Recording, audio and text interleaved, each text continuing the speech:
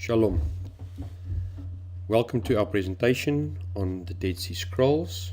Today we will be talking about what has been called the greatest archaeological discovery to date. We will investigate in this presentation why these Dead Sea Scrolls are so important and why it's important for us to know about this significant find. We will also investigate a bit more about what is meant by this term Dead Sea Scrolls. Because not only scrolls were found at these sites, more than just scrolls were found. So let's investigate into what has been found and what is the significance of these finds for us today.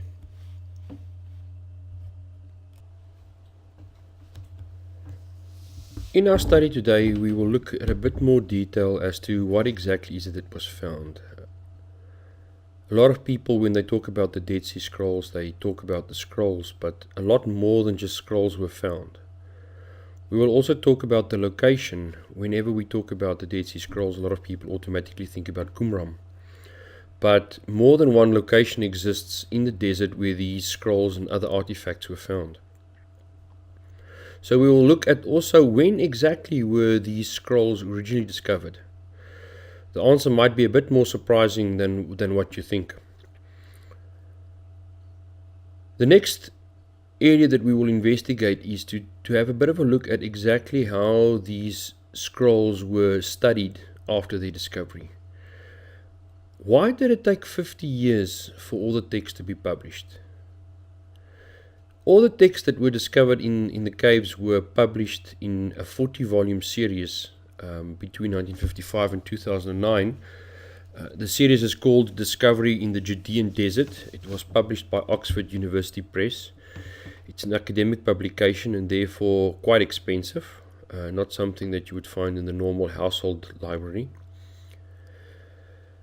Once we know what was studied and how it was studied, we can start making some conclusions as to why are these things so significant to us. Once we know who made the conclusion, we can also get to know the biases of the people that made those conclusions before we get to the application in our day-to-day lives. Once we know what the significance of these discoveries were, we can also get to the point of what actually do we learn from this? How can we apply this? How does it change the way we think, and how does it change the way we study the Bible, and how do we study the Word? And does it actually change anything for us? So let's get into a bit more detail now and see what exactly is it that was found and when it was found. Let's have a look now at what is it exactly that was found. The scrolls at Qumran were, let's call it, discovered by the Bedouin tribes around about 1947. In total, about 20 scrolls or significant parts of scrolls were found in a fairly good condition. In total, around 970 manuscripts were discovered in more than 60,000 fragments. To date, not all of these fragments have been identified yet, so we do not know if there may or may not be more manuscripts discovered. It's important to know the terminology. Typically, a scroll is a fairly large piece of text found in one piece of material. A manuscript is normally typically reference to one specific document that was found, and fragments is the term that's used for pieces of scripture that is found. And typically we find a lot of fragments that together make one specific manuscript, and we can have multiple manuscripts of the same piece of text found in different caves or in different locations. Most of the parchment that was found in these caves were on animal skin, but some papyrus was also found, and we also have one specific scroll that was written on copper. The caves were found in the Judean Desert, as I said, around about 1947, and it contained ancient text in the form of these scrolls. In total, around the the Wadi Qumran, the site of Qumran, around 12 caves were discovered in total that contained parchment or text. But as I said earlier, Qumran was not the only place in the Judean desert where these scrolls or ancient texts were found. Most of the text that was found at Qumran, in the Qumran caves, was First Temple period texts, as late as the 11th century after Yeshua. But we also find at some of the other sites, like Wadi Dayal, some Arabic manuscripts were found. We also see that later on, even at places like Masada, scrolls were found that could be connected to the same community, or at least to the same group of people that wrote or preserved the scrolls at Qumran.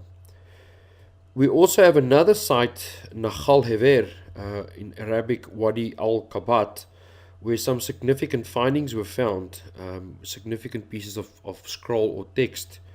These were discovered in 1953, so quite a bit after the Dead Sea Scrolls or the Qumran finds.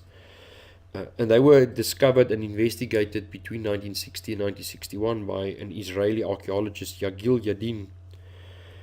They were published in 2 volumes. The first volume contained the Greek text, and the second volume contained the Hebrew and Aramaic text, and these were published respectively in 1989 and 1991.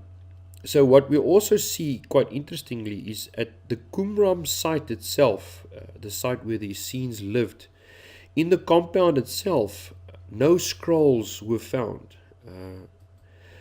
All the scrolls and most of the fragments, all the fragments actually, were found in caves surrounding the site. We also know that, surprisingly, this location was found earlier, much earlier to be exact. It's not only discovered in 1947, it was rather rediscovered in 1947. So let's see if we can find a bit more about what happened before 1947 with these documents. If we look at the site of Qumran, what exactly was found at Qumran, at the compound itself, not in the caves? We see that the site of Qumran is one of the sites where the highest population of inkwells were ever discovered. More than 6 inkwells were discovered within the compound itself, indicating that there was significant writing activity that happened within the compound. I don't think we can make the conclusion to say that all the scrolls that were found around Qumran in the caves were written at this compound itself, but it does indicate for us that there was a significant activity of writing happening at the compound. What was also discovered there was a bench, a plastered bench, in the upper story of one of the rooms, that looked like it was a bench in which scrolls were either manufactured or written, which provided the impression that this was a scrollery where scrolls was kept. There was also a scriptorium where scrolls were produced. Thus, we see that at the compound itself, there was definitely a lot of activity going on of manufacturing and producing scrolls. I believe that some of these scrolls that were actually produced at the site itself was found eventually in the caves. And the way we can come to that conclusion is the fact that at the site itself there was also pieces of pottery discovered that had writing on them.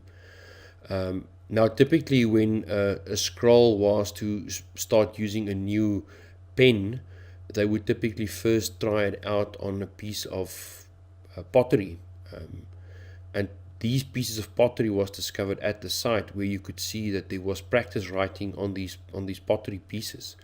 Now this exact same handwriting was also discovered in some of the scrolls, meaning that whoever wrote on that pottery in the compound was also the writer or the scribe of some of the scrolls that were stored. So we definitely know that some of the scrolls were written in the compound at Qumran. We also see that at the compound itself, in the compound itself, in the buildings, there was no scrolls found. There was no fragments really found. What was found, there was just the pieces of pottery with the handwriting on them. There's a lot of speculation about who exactly was it that stayed at the compound of Qumran. At the moment, the majority points towards the fact that it was an Essene community that stayed at Wadi Qumran, that stayed within that community. But I will go into that topic a bit later in a separate presentation, because the site of Qumran and the community that stayed there is definitely a study that we can do completely separate from the physical scrolls that was discovered in the Judean desert. So we'll get to that topic later. Now let's look at exactly when were these scrolls or first discovered. As I said in my introduction, a lot of people believe that the scrolls were originally discovered in 1947 by the Bedouin tribes. But actually, if you know a bit about the history of scrolls and manuscripts, you will know that we have indication that these scrolls were actually found a lot earlier in history already, and that they were actually rediscovered only in 1947. In order for us to get to when were these scrolls originally discovered, we need to make a bit of a detour, and we need to go to Egypt, to Cairo, to a discovery that was made there much earlier in around about 1864, when what is now called the Cairo Geniza was found. Now, a Geniza is a place where old Hebrew documents are stored, especially documents that contain the holy name on it is not allowed to just be discarded or burned or destroyed. These things are kept in a safe place called the Geniza. Now, what was discovered at the Ben Sira synagogue, a Cairite synagogue in Egypt, we found a bunch of about 300,000 Jewish manuscripts. Now, these were not all holy scriptures. A lot of these were deeds and transactions and all sorts of commercial documents, all written in Hebrew, of the community in the old city of Fustat, in the old Cairo. We have a gentleman by the name of Solomon Schechter, a doctor that's from an English university. Now, he was at Cambridge when he started finding some of these old documents, and when he eventually started publishing a lot of these very interesting and fascinating documents that he found in this old Geniza that was stored there for hundreds and hundreds of years. But most significant for us is that he found among these documents a document that he published under the title of the Zadokite Fragments, only to discover after his death that these documents were actually originally from the Qumran community, and it was later renamed as the Damascus document. And we'll talk a bit later in more detail about what exactly is the Damascus document. So we'll find that these documents that Solomon Schechter discovered in 1860s in Fustat, in the old Cairo, originated from the caves around Qumran. And we also find, if we look at these documents, that in writings many centuries ago, that there was already mention about a certain gentleman by the name of Timotheus, who was the patriarch of Seleucia, making mention of earlier books that were found in the caves near Jericho. Now, Solomon Schechter was one of the gentlemen that pointed to say that what exactly this Timotheus was writing about around about 800 years after Yeshua, about these manuscripts that were found by the Jewish people in the caves around Judea, might actually be linked to the Zadokite fragments that he found in the Geniza in Cairo, and that we later could link back to the Damascus document that was found at Qumran caves. So if we look at that, we see that Timotheus already knew about the documents in these caves around about 800 years after Yeshua, and that they had actually discovered some of these documents at that time and that Solomon Schechter had then later rediscovered them as part of the Ben Ezra synagogue, Geniza, only to then reappear again in 1947 when these manuscripts were found in the caves by the Bedouin tribe. So these scrolls were not really discovered in 1947. People have known about them since the year 800 already. They had been discovered at least 3 times before they were eventually published as what we now called the Dead Sea Scrolls or the Judean Desert Scrolls. At these caves, we see that text was discovered in a number of different languages and even in different scripts. The majority of the texts that were found were actually written in Hebrew. In some different fonts, we see some of these texts in Assyrian block Hebrew. We even see some Paleo-Hebrew manuscripts as well. Some of the documents were also found in Aramaic. And then we also see a very small number of Greek manuscripts found at the caves as well, and then a really small portion of what was called Nabatean scripts. So we do see that we find texts of all the different dialects and languages spoken round about the end of the second or the end of the first temple period, the beginning of the second temple period, and even after the second temple period, all represented in this collection of manuscripts of the 60,000 fragments that we discovered in these caves were all represented. What is interesting is that most of these writings are written by different hands. We do see at best 12 of these fragments, or 12 of these manuscripts, to be exact, 12 manuscripts being written by the same scribe. Now, this handwriting is also the scribe that they found on the handwriting that they found on the pottery shard at the site itself.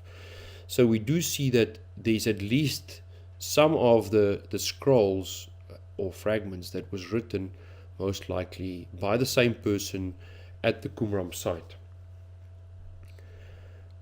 As I said, I don't think that there was one single scroll that was found 100% intact. All were parts of scrolls, fragments in some cases, which just means broken pieces of scrolls. They weren't continuous, connected to one another anymore. They were big pieces that were broken off, and also just pure fragments that were discovered. It is interestingly to note that all the Greek manuscripts were actually found in one cave, in Cave 7, and that all the fragments that were found in Cave 7 were written on papyrus. They weren't written on animal skin like most of the Hebrew texts were done.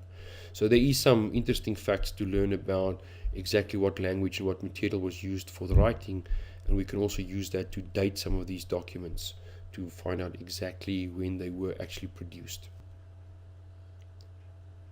We see that the documents that were found at these sites were, the majority of them were biblical texts.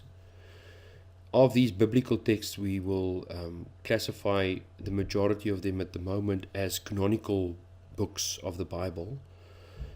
That's either being part of what we now call the Tanakh or the Old Testament.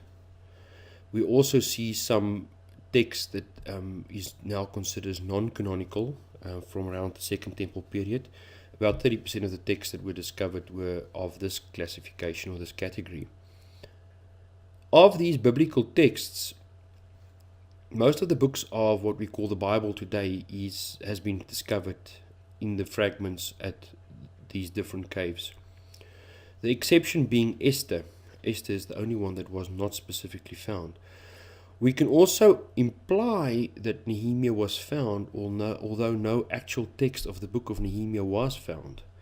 We can make this implication due to the fact that typically in scrolls, the books of Ezra and Nehemiah was always one scroll, and due to the fact that we found one scroll and fragments of Ezra, we can conclude that the book of Nehemiah was also copied and stored in the caves, although no text of Nehemiah was actually found. The obvious question, of course, is why is the book of Esther not found there? the first answer that you typically get is that the people will say, but it's because in the book of Esther the name of Yahweh is never mentioned. And that's why it's almost a second-class book in the Bible.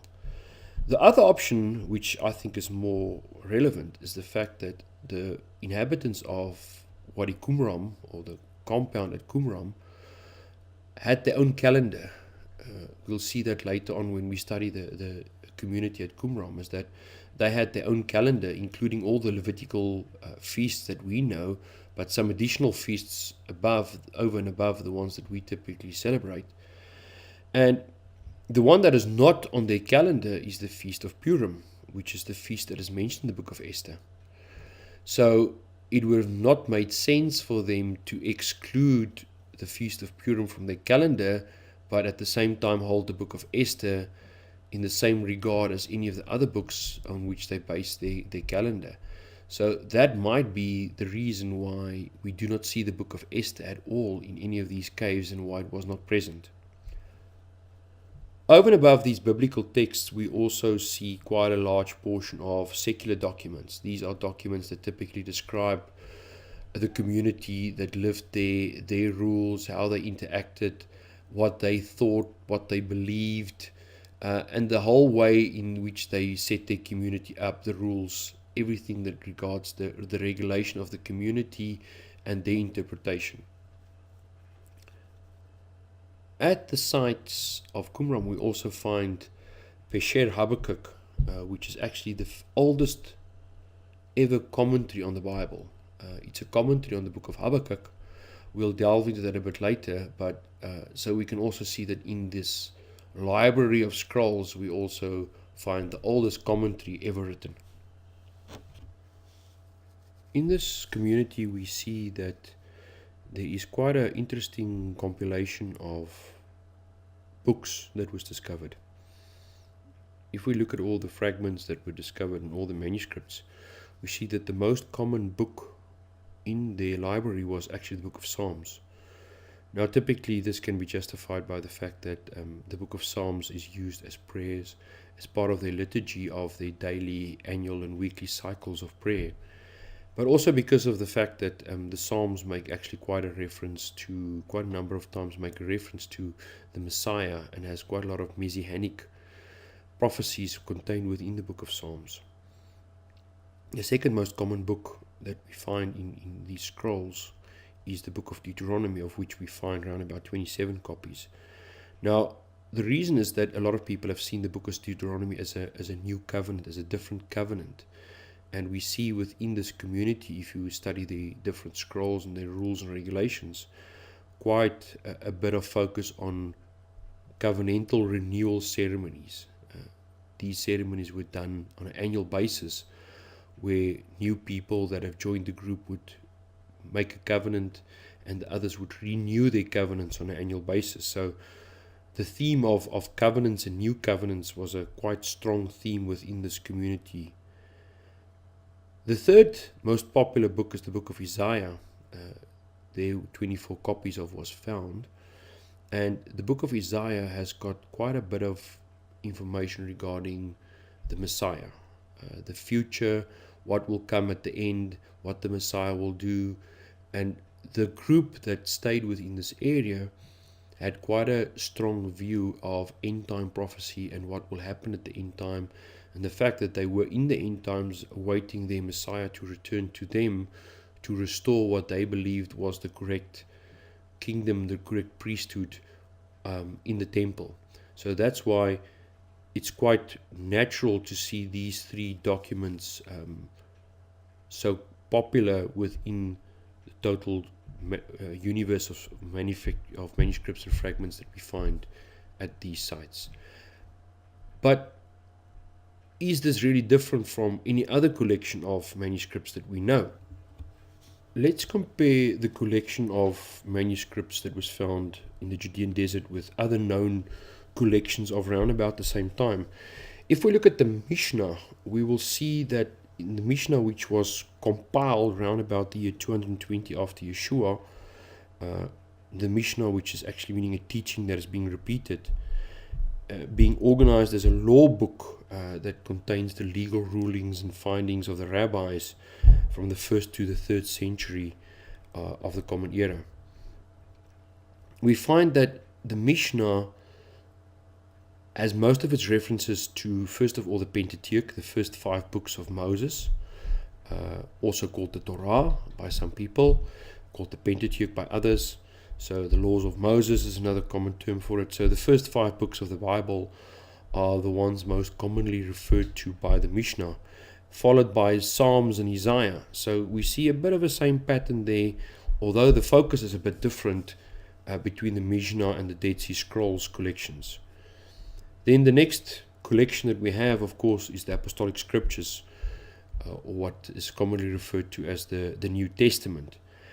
If we look at references from the Apostolic Scriptures back to the Tanakh, we will see that the most oftenly quoted book is actually the book of Isaiah, which is quoted 419 times in 23 different books of the Apostolic Scriptures. Only then do we see the book of Psalms as the second most quoted, Psalms being quoted 414 times, so very close to the book of Isaiah, also in 23 books of the Apostolic Scriptures. We also see that the book of Deuteronomy is actually only on number 5, quoted 208 times in 21 books. But number 3, in the case of the Apostolic Scriptures, is actually Genesis. And Genesis is quoted 260 times, so a significant difference between number 2 and number 3 in 21 of the books.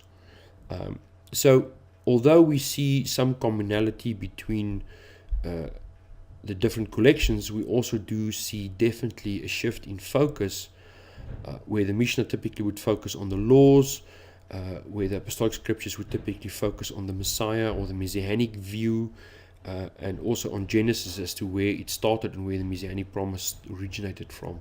So we do see some correlation, but we also definitely do see a shift in focus between. We also find quite a number of theories about what the purpose of this collection of documents was all about. Now, the most common theory, and the one that I also subscribe to, is that these documents belong to the community at Qumran, that the caves around Qumran was used for storing the documents that they had written or that they were studying, and that it belonged to them, and that they basically used these caves as a type of a library.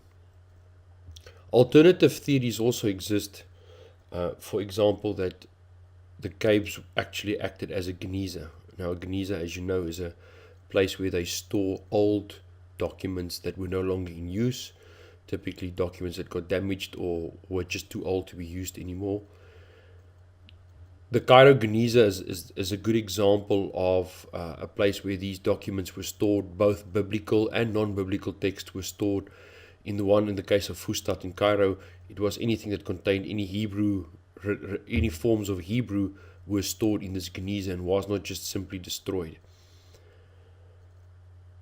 A couple of theories a couple of points that go against this theory is, one, that there were too many scrolls or fragments found that was written by the same author, which basically points to me that if these things were written somewhere else and then simply stored into this Geniza once they got too old to use, then why would we see such a high population of scrolls from the same authors, from the same scribes?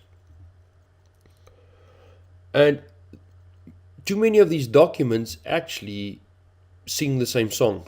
They have the same opinion about everything. So if it was a collection from all over collected in one place, we would find differing opinions about certain topics in the scrolls or in the documents.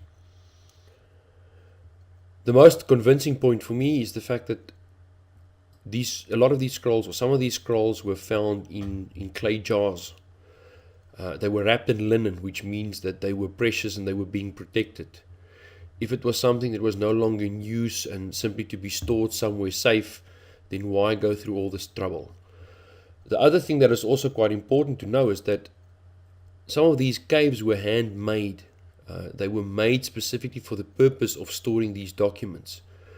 If it was a Geniza where you simply wanted to keep all your old documents, why go through all the trouble of hand carving a storage place?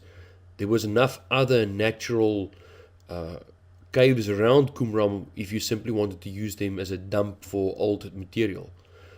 Which says to me that the people wanted these scrolls close by the community and they were using them. The other alternative theory is that the caves were simply a storage for documents that originated from Jerusalem. When the Romans invaded Jerusalem, the people fled out of Jerusalem and they actually took a lot of their scrolls with them and they hid them in these caves as the Romans prosecuted them through the country. A couple of things again that speak against this theory. Too many of the documents, of the theories, of the beliefs within the documents do not agree with the party that was ruling in Jerusalem, the Pharisees. A lot of these documents speak against the Pharisaic tradition. We also find that some of these documents even speak against what was happening in the temple at that time. So they were anti-Jerusalem temple. Most interesting for me is the fact that we do not see any form of halakha, of any rabbinic halakha in any of the documents. No scroll contains any material that we would now classify as halakha. It was all commentary about the Torah. All those type of documents were found there, but we do not find any form of rabbinic halakha in any of the scrolls or any of the fragments, which just points to me that most unlikely that the documents originated from Jerusalem under Pharisee control. Now that we've had a look at what has been found, what exactly is contained in the Qumran caves or in the Dead Sea Scrolls, let's have a quick look at the way that these scrolls, this treasure that we found in the Judean deserts was studied. What techniques were used, how credible is the document that is published that is describing for us what the Qumran caves held. How much of that can we trust? First of all, when we talk about how the Qumran caves, the materials from the caves were studied, we need to take note of the fact that there was two separate groups of experts that were working on these fragments, scrolls. The first was a group of Israeli scholars.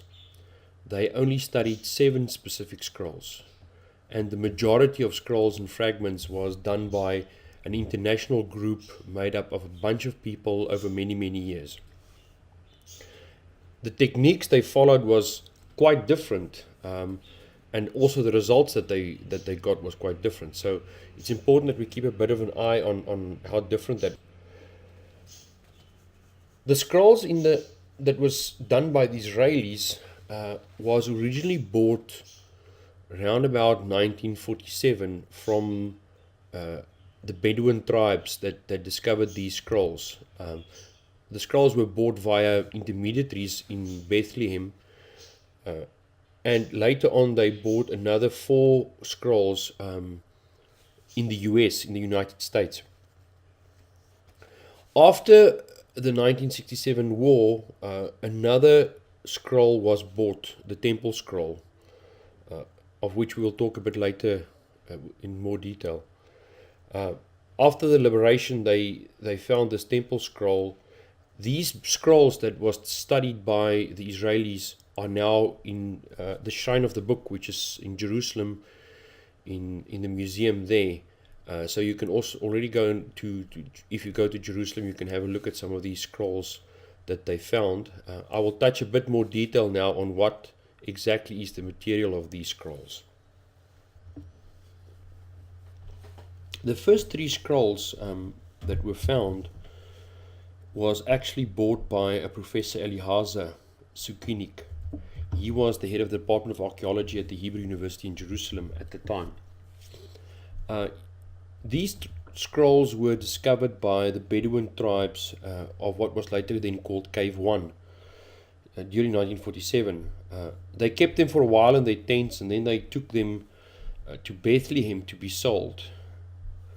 They went to a certain gentleman named by the name of Kando, whose real name is actually Khalil Iksandar Shanin, who was a member of the Syrian Orthodox Church. He was also a part-time antiquities trader, and they took these scrolls to him to see if they were actually worth anything. He thought that these scrolls might be worth something, and he first approached the Metropolitan Archbishop of Jerusalem, who bought 4 of these scrolls from him for a sum of 24 Palestinian pounds, around about $110. These 4 scrolls were the complete Isaiah scroll, the community rule, the Habakkuk commentary, and the Genesis Apocrypha. We'll later on read more about these 4 again, but the other 3 was then bought by Eliezer Sukenik with some money that he got from the Hebrew University. He bought on the 29th of November 1947, he bought these scrolls for the first 2 scrolls, the War Scroll and the Thanksgiving Scroll, he bought for a total of 35 Palestinian pounds. And a month later, he also bought the Isaiah Scroll. What is quite amazing is that he actually bought these scrolls a day before the independence of Israel. So while it was still safe for him to travel to a place like Bethlehem, and that the day that the Israeli country came to be formed again, that they were already in Israeli hands. So the 3 scrolls that he bought was, as I said, was the book of Isaiah. It was later known as the second Isaiah scroll. The Thanksgiving scroll, which contains about 40 hymns that was previously unknown. It also describes the War Scroll, which we'll delve into a bit more later on, but basically describes the war that was going to precede the Day of Yahweh, that we also see in the book, like books of Revelation. So these were some of the documents that the Israelis got their hands on around about 1947. Part of this first batch of scrolls that was found contained the book of Isaiah. This scroll that was bought was a copy of what would later be found and called the Great Isaiah Scroll. This first copy of the scroll that the Israelis laid their hands on was more fragmented than the Great Isaiah Scroll. The text of the scroll is also a bit more rough than the Great Isaiah Scroll. It is less pedantic with its spelling. The text looks a bit different. The words are not exactly the same, but it is definitely still a good copy of the book of Isaiah, but it's definitely not as polished as the Great Isaiah Scroll. This book of Isaiah is also very close to the Masoretic text, the text that we use nowadays when we translate Bibles from Hebrew, the Masoretic text. This scroll that was found is actually quite close to this Masoretic text, and therefore we can assume that it's a fairly late version of the book of Isaiah. The second scroll that we will talk about in a bit more detail is the War Scroll. Now, the War Scroll describes a war that will happen at the end of days. It's a war between the sons of light and the sons of darkness, whereas the community at Qumran saw themselves as the sons of light. It's a war that lasts for 49 years. Interestingly enough, they divide these 49 years into 7 Sabbaths of 7 years, 7 sabbatical years. And that during each of the sabbatical years, there would be a ceasefire. And then after the sabbatical year, the war would continue again. The War Scroll even goes as far as to describe the military tactics that the Sons of Light would use against the enemy. The tactics that we see here is based quite a bit on the Greco-Roman war doctrine. So it also dates the scroll for us a bit. It even describes the war trumpets and the battle sounds and signals that they would use during this war. part of the document also describes for us the temple service that will be in place during these sabbatical years when there is the ceasefire. Then at the end of the war, the angels would join the sons of light and help them to defeat the sons of darkness. The war scroll also gives us detailed description of these angels that would come to help them. It also gives us the prayers and the hymns that they will use to recite during the war. So it's a very detailed, very interesting document. And at the end, the sons of light will overcome the sons of darkness, and the Messiah will come down and rule with them. And this is the reason why the community had themselves separated, is because they were awaiting the Messiah, and they had believed that this war, the end war, was close at hand. The second group of scrolls that was acquired by the Israelis was a group of 4 scrolls that was bought later on in the United States. These scrolls were advertised in the Wall Street Journal on the 1st of June 1954 as was offered as up for sale by the Archbishop Samuels of the Syrian Metropolitan. Now, he had bought, as you recall, the 4 scrolls from Kando after the Bedouin tribes had sold them the 7 scrolls. Now, he had in the meantime authenticated these 4 scrolls and was assured that these were original and was actually quite valuable. He wanted to sell these scrolls to raise money for the church, and seeing as that he couldn't get any interested buyers in Israel, he decided to go to the US to try and find a suitable buyer there. The original asking price for the scrolls was quite high, and he actually got no interest at that price. So during his stay in the United States, he lowered the price quite significantly as well, and then he actually went about of advertising these 4 scrolls in the Wall Street Journal.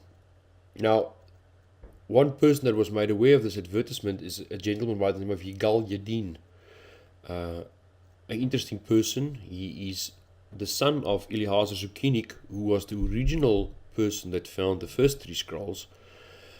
He was also an archaeologist, an Israeli archaeologist, and also during the 1967 war, he was one of the military leaders of the Israeli Defense Force. He had gone to the US looking specifically for these 4 scrolls because they knew that they were now in the US. He then, after seeing the advertisement, arranged via an intermediary to buy these 4 scrolls off the Archbishop Samuel for an amount of $250,000, which was actually quite a lot of money. Once he had laid his hands on these scrolls, he had them shipped individually across to Israel. He didn't want to take the chance of having them all shipped and lost at the same time, so he packaged them and shipped them across to Israel individually. So now the Israelis had laid their hands on the 7 scrolls that was originally found by the Bedouin tribe in Cave 1. So what exactly were these 4 additional scrolls? It was a scroll called the Genesis Apocryphon. There is the oldest commentary ever found, called the Commentary on Habakkuk. Another document, the Community Rule, which we will talk about in more detail later on. And also the other copy of the book of Isaiah, the Great Isaiah Scroll. So these were the 4 scrolls that was then bought in the US as part of the second group of scrolls that the Israelis acquired.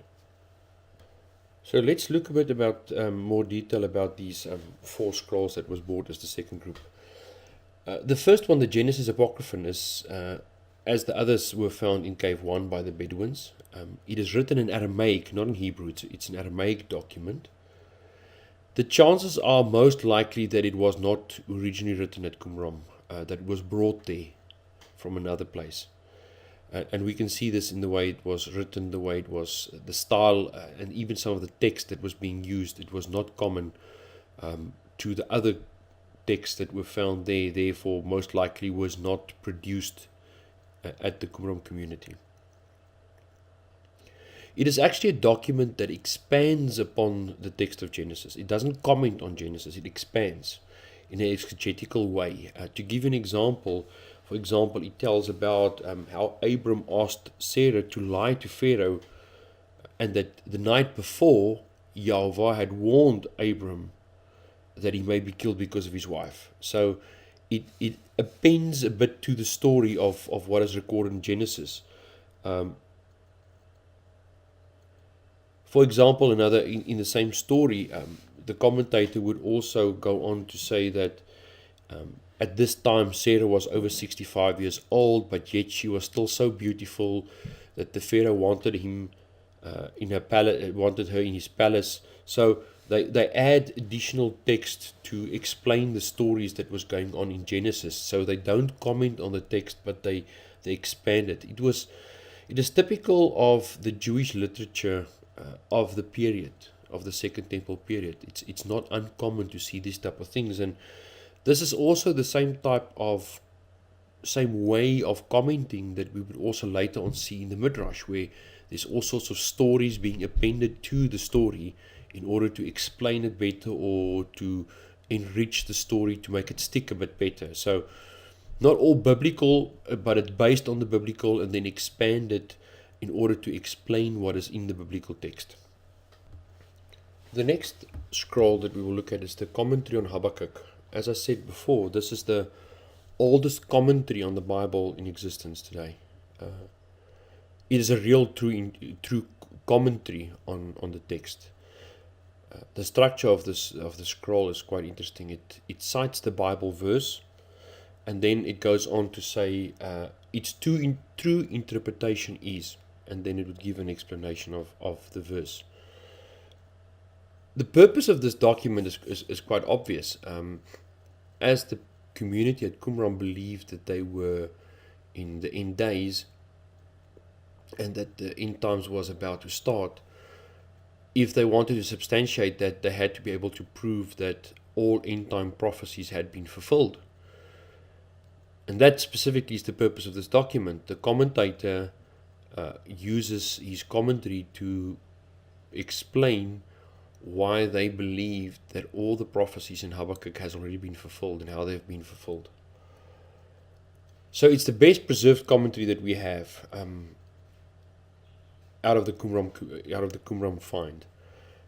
It avoids the use of the name of Yahweh in the sense that it uses a different font whenever it writes the name. It uses a First Temple script, which makes it stand out quite prominently in the scroll itself. So the name of Yahweh is always written in a different font, in a different script than the rest of the document. The next document is most likely the most spoken about non-biblical text that was found at Qumran. It is called the Community Rule. This scroll gives us a lot of insight about what actually happened at Qumran. It is a manual it includes the manual of discipline of this community. So it describes a lot of the procedures and the rules about the community, how people could join the community, what was the process that they had to go through to become members of this community. It describes the rules and the punishments for the rules. These punishments, for example, included expulsion from the group, expulsion from the common meals for different periods of time depending on the severity of the transgression. So it's all about how you become a member of this community, and once you are a member of this community, how must you behave yourselves. What is also so nice about the fact that we've got this document, it gives us a very good explanation of the life and routine of this community at Qumran. It gives us details about their common meals, the fact that they were obligated to study every night. A third of the night they were required to study. So it's quite insightful for us if we want to know what was actually happening there if you look at this community role to see exactly what was the rules and regulations of this community. So a very fascinating document, very secular document, got nothing to do with the Bible as such, but shines a lot on what the Qumran community was all about. And later on, when I do another article on specifically on the community at Qumran, we will focus a lot more on this document and what they teaches us about this community. The last of the 7 scrolls that were studied by the Israelis has also got a bit of a story behind the story. This scroll was, let's call it, discovered 11 years after the others. After the 1967 war, Jerusalem, Jericho and Bethlehem was again under Israeli control. Kando, the original purchaser of these scrolls from the Bedouin tribes, was based in Bethlehem, which means that he was not part of Israel after 1947, and this is now the first time that Bethlehem and the place where Kando stayed and traded became part of the Israeli authority again. Now, Yigal Yadin, who had bought the second 4 scrolls, had suspected that there were actually more scrolls somewhere. So the moment Bethlehem became part of Israel again after the war, he suspected that Kando had actually got more scrolls hidden somewhere. And he had sent, as Yigal Yadin was a senior military official, he sent some of his men across to Bethlehem to go and search Kando's house to see if they can find more of these scrolls. And what they found was actually very fascinating, is that they found the temple scroll, which we will talk about in a bit more detail later on. They found this scroll hidden in the floor of Kando's house. Now, he had hidden the scroll there for 11 years, hoping to make more money, because as the other 7 scrolls became more famous and as more scrolls were being discovered in the Judean desert, of course this value of this one scroll would keep on rising, and he was holding on to this to see how much he can actually make out of it. But this now suddenly meant that they were no longer in a very dry, warm climate. They were now under the floorboards of his house. And during these 11 years, the scroll actually got damaged quite a bit compared to had he just left it in Judean desert. So the Israelis took hold of the scroll. It was eventually published as part of their research in 1977. And after the war, Kando was paid an amount of $125,000 for this one scroll. So it looks like his tactic did work out. He actually got half the price of what the previous 4 scrolls were sold for, so 100% markup on the previous 4. So we do find that the 7th scroll then completing all the work that the Israeli archaeologists and researchers did. And as I'd mentioned previously, these scrolls are now all part of the Israeli Museum in Jerusalem, and you can go and actually see some of the original scrolls in this museum.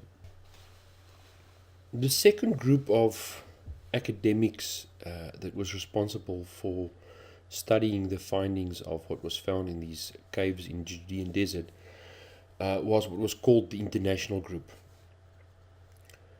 This group was mainly comprised of Roman Catholic scholars, if you can call them that, because not all of them were scholars.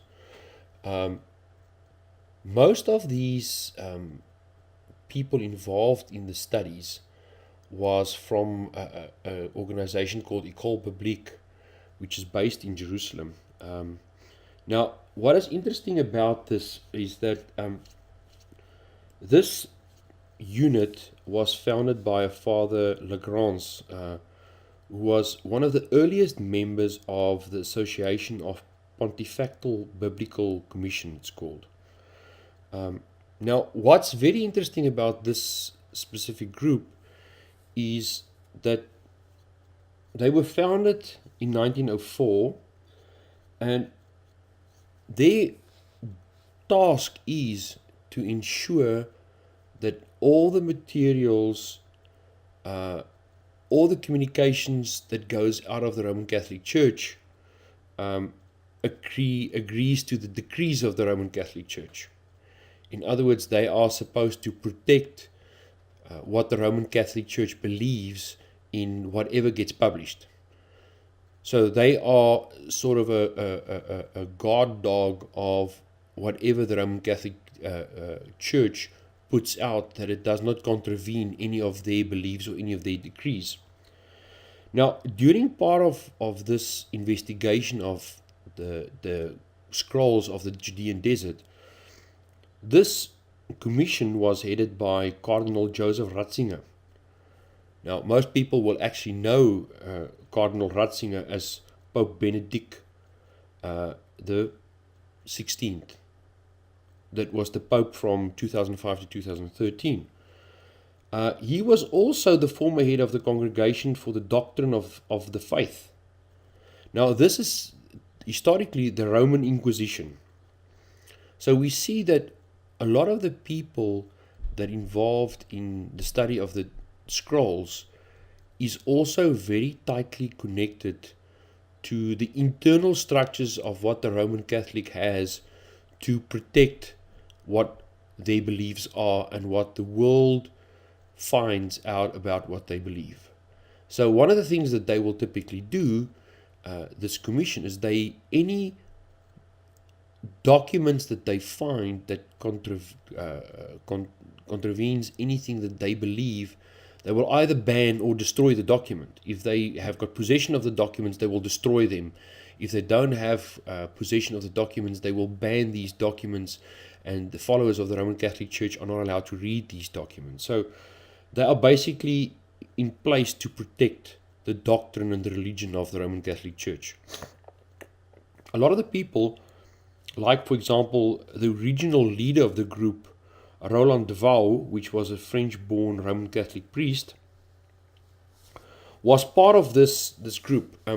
Father de Vaux is also a very well-known anti-Semite, interestingly enough, and that he was a member of Action Française that showed a lot of its support for dictatorships in Germany, Italy, and Spain. And also once after the 67 war, he was actually very hostile towards the Israeli government. Also his references, he always referred to the land of Palestine. He didn't talk about Israel, he always referred to the land of Palestine. Another member of the group, of the original group of international students, is also Joseph Milik. You will read quite a lot about him because he was one of the biggest commentators or translators of scrolls. He was a Polish priest that settled in France. He was a close friend of de Vaux, and he was responsible for all the Apocrypha and the sectarian material. He worked most of the time on copies of the scrolls from his apartment and his office in France. Very seldom was he actually in Jerusalem or in Israel working on these things. And he also refused to let anybody else gain access to any of the scrolls that he was working on. So he was very protective of the work that he was doing. The other, Father Jean Starkey, what's interesting about him is he was the expert on Aramaic. He was the Aramaic expert as part of the group, and he was responsible for looking after all the Aramaic documents. He, for example, refused to work in Israel after 67. He refused to set foot in Israel, he refused to go into the country, and he would not accept Israel as the rulers of that country. So you can see some of the ideas that these people that were commenting on studying these documents, where they came from. When Father de Vaux passed away, he, for example, transferred his scrolls to another Roman Catholic, Father Bernot, also a member of the Dominican order. He then became the leader of the international team after Father DeVoe had passed away. So it was a closely guarded group, and they were not going to be open up for a whole bunch of other interpretations. They closely guarded what they were working on, and they were a closely knit group. It wasn't only Roman Catholic researchers that worked on these documents, and in the next slide I will talk a bit more about some of the other people, but a large group of academics or researchers were Roman Catholic, and at the same time a lot of them were involved in this commission whose job it was to protect the Roman Catholic doctrine. Now, the only reason I'm trying to explain this to you is that when you read their comments on the scrolls and how they interpret the scrolls, that you keep this bias in the back of your mind. That you don't only take their view of the scrolls as authoritative as the only potential view of the scrolls. So keep that in mind whenever you read about documents about what these scrolls actually mean, because of the fact that one of the doctrines of the Roman Catholic Church is that Christianity is a completely new faith. There was nothing that preceded Christianity. It is a new faith. It's not based on anything else. It's new, it's fresh. It's not based on anything earlier. And of course that means that whenever they find documents that prove the link between Second Temple period Judaism and Christianity, they're not going to be too open about it. So please just keep that in mind whenever you read some of their studies about these scrolls. As I'd mentioned before, the international group did not consist only of Catholics. There were other people involved as well. The original team included 3 non-Catholics in the team. The first one being Frank Cross. He was appointed by Father DeVoe, being part of a theological seminary in Chicago at the time, and he was also nominated by the Albright Institute in Jerusalem, and that is because of that nomination that he actually became part of the regional group that investigated the scrolls. He was assigned the biblical texts as part of his contribution towards the original group, so he was looking after all the biblical scrolls that they found and was responsible for studying and interpreting them. The second one of the original group, John Allegro, is actually the more interesting one of the lot. He is a British researcher from Oxford University, busy studying for his doctorate at the time he got nominated for this assignment. But by this time, he had already quite a good academic track record, the only one of the researchers that had a sound academic track record. He had already 5 publications behind his name by the time he joined the group and things like that. So what was also different about him was the fact that he wasn't really part of a specific religious affiliation. So he was not sent there by a specific church. He was purely nominated for his academic abilities, for his academic knowledge. He was also the first one to claim that there was something going on and that the Pope was trying to hide some of the documents that was being discovered to protect the Roman Catholic Church. And he started this discussion after his findings of the Copper Scroll was held back by the Roman Catholics in the group because it contravened some of what they were trying to tell the world. So at that point in time, he started claiming that there was something not right in this group, and that everything was not coming to the fore as it should. He was responsible for the biblical commentaries and the wisdom literature, the hymns, the psalms, the sermons, and the poetry. And the other document that he was responsible for that we'll look at a bit later on is the Copper Scroll. Very fascinating, very interesting document. The Copper Scroll talks about where the treasures of the temple are hidden. And John Allegro in the 60s tried to find some of these treasures described in the Copper Scroll, although he couldn't get hold of them. Then the last, Klaus Hunzinger, was also a part of the original group. He was nominated from Germany, and he was responsible for studying the War Scroll. He also looked after the documents, the papyrus documents that was found as part of this of this collection in the caves. He left the team and then was replaced by another French Roman Catholic priest, Father Maurice Ballet, I think this is the pronunciation of his surname. The next person that you'll hear of is Professor John Strugnell. John Strugnell was not part of the original group that studied. He only joined later. He came in to replace John Allegro when he left because of his fallout with Father DeVoe. He left the group and was then replaced by John Strugnell. Was also from Oxford University. And John Strugnell eventually, in 1987, took over the leadership of the group of academics that were studying the scrolls. So he was the one that at the end was in charge of this international group. What I want to do now is just talk a bit more about the non-biblical scrolls that were found, the secular scrolls. Specifically talking about some of these documents that's most interesting: the community scroll, the copper scroll that I've already mentioned, the war scroll we already spoke about, so I'm not going to go into that anymore.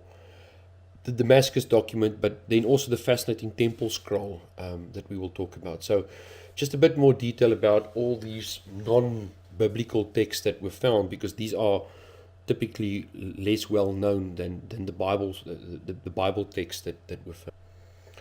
The copper scroll, although we called it the copper scroll, it was actually two fragments of the same scroll that was found.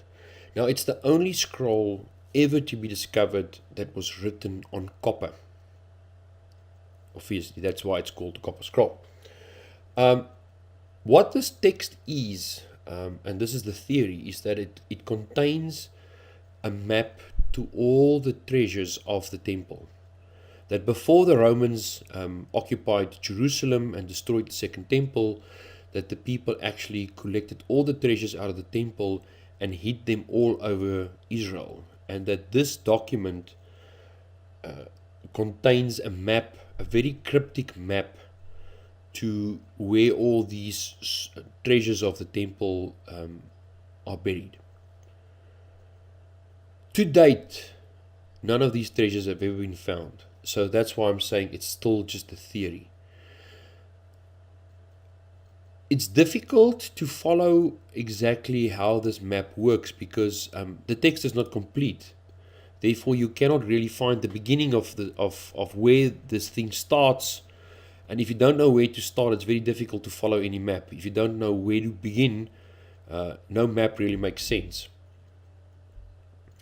But what is interesting is that could potentially prove this is a correct theory, is that in 1988, near Qumran, a very interesting jar of fluid was discovered. It was analyzed and found that this jar, which was very well preserved and very well wrapped, contained oil that is not yet found anywhere else in the world. It is an oil that the people currently believe could be the oil that was used to anoint the kings and the high priests. Now, if that is the case, that comes back to the theory that one of the treasures of the temple was found. Now, it is obvious from the way this jar was found that this jar was very, very precious and was very well hidden and very well preserved. And it was just not just another can of oil hidden somewhere in the desert. There was a lot more to it than that. And the fact that it is so different from all the other oils that they've discovered just gives us the hint that there's something behind this, and that is very important. So whether the copper scroll is a fictitious document or whether it's actually really a map, that's still up for discussion. The fact that nothing has been found, as I said, John Allegro himself went after this map after he had done the original study of this document. Now, the way they studied this document is that you cannot really unroll a copper scroll the same way you would unroll one that's written on skin or parchment.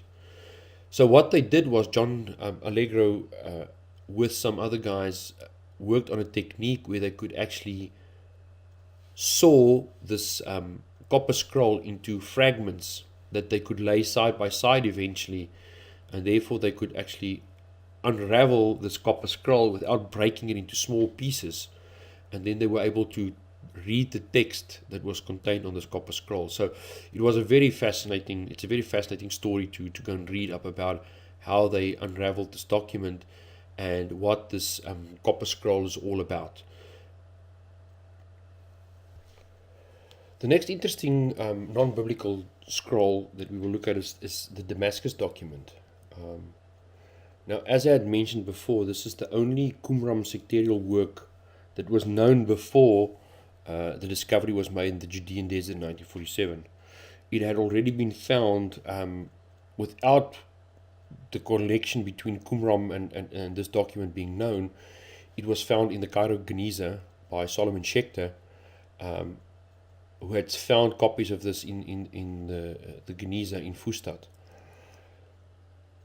He already originally called it the Zadokhite documents, Zadokhite fragments, but later on, after it was discovered as part of the Qumran community, the name of this document was changed to the Damascus document. Now, the reason for the name is because of a literal reference to Damascus. Now, Damascus in this case is not to be understood as the current city of Damascus as we know it. It can be understood to either geographically be Babylon or the Qumran community itself.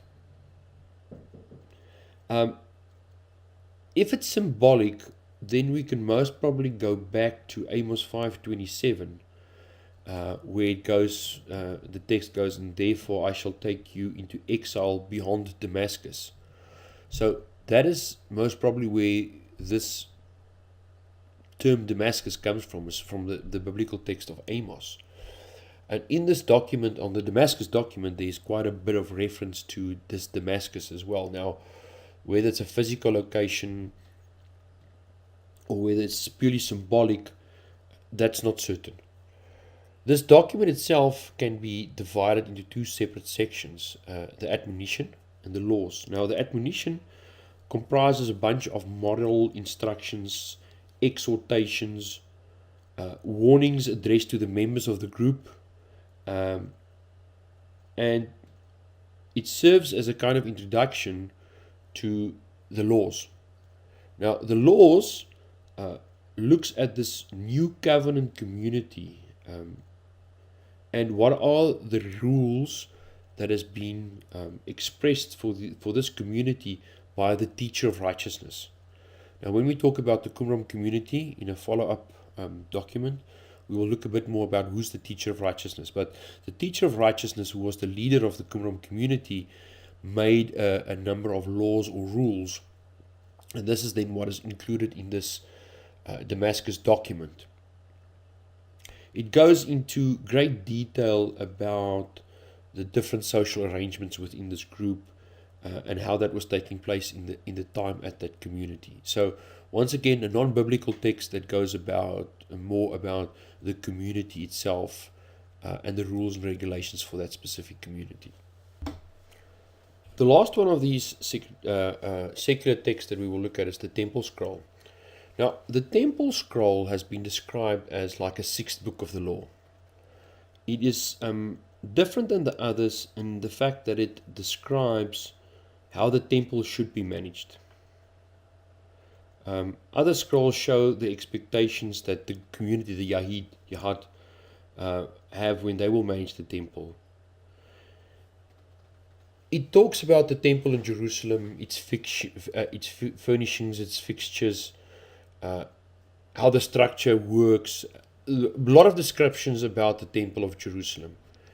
It also does not criticize the Hasmonean kings. Now, the Hasmonean kings is the kings that ruled between what is typically called the Old Testament and the New Testament. So in the intertestamental period, after the Maccabean War, there was a group of leaders when Israel was again independent. Now, these Hasmonean kings in this document is not being criticized in any way, but there is a list of rules for the king. And this will become quite important later on when we talk about the dating of the scrolls.